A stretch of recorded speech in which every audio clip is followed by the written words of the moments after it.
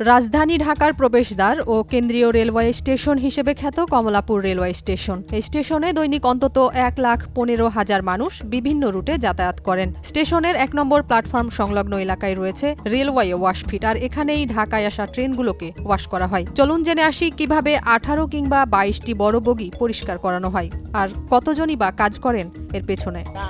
এলাকার মানুষ সবই পানি। কোন জায়গাতে হয় পানি?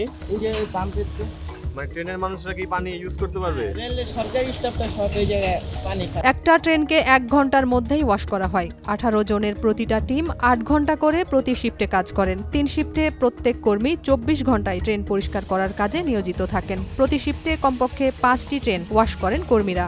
8 ঘন্টা ডিউটি, 2টার দিকে আসি, 10টার দিকে আবার যাবো। আবার সকাল ডিউটি আছে, সকাল থেকে আবার 2টা পর্যন্ত। 8 ঘন্টা করিয়া তারপর চলে যাবো আর এক শিফট দিয়ে আইব।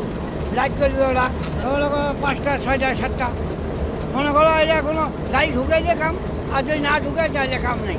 রংপুর, কুড়িগ্রাম এগুলো নোংরা করে বেশি, দূরের ট্রেন এগুলো নোংরা হয় বেশি। কমলাপুর স্টেশনের এই ওয়াশপিটে একই সঙ্গে 4টি ট্রেনকে ওয়াশ করা যায়। প্রতিটা ট্রেনে কমপক্ষে 15 থেকে 16টা বগি থাকে ওয়াশ করার জন্য। 1 ঘন্টার মধ্যে ট্রেনগুলোকে সাফ করে দেন কর্মীরা। ভিতরে সিট মোছার কাজ করেন 5 জন মহিলা, বাহিরে থাকেন 6 জন। এছাড়াও টয়লেটে কাজ করেন আরো 2 জন। এই যে আইসি 10টা বাজে যাবো, 6টা পরে 7টা পরে, কোনোদিন 8টাও করি।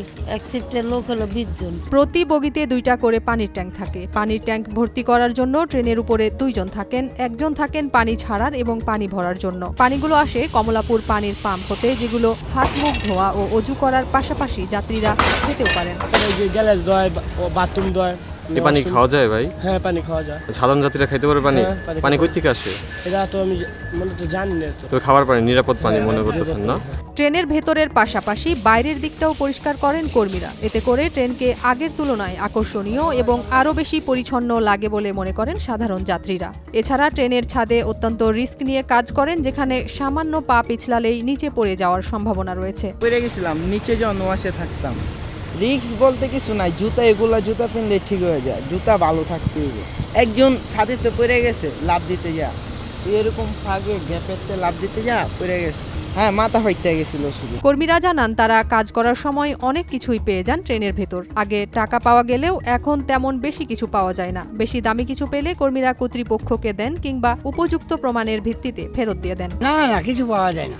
আগে তাও 2-1 টাকা পাওয়া গেছিল, এখন আর কিছু পাওয়া যায় না। না, এলাবন তো আমি আসছি থেকে কিছু পাইনি, আর কিছু পাওয়া হয় না ভাই। পায় নাকি? পাইলে যার ভাগ্যে জুড়ে হয় পায়, অথবা লোকজন আইলো হয়তো দিয়ে দিল, হেরা খুশি করে যা দিলই পাইছি, দিয়া দিছি।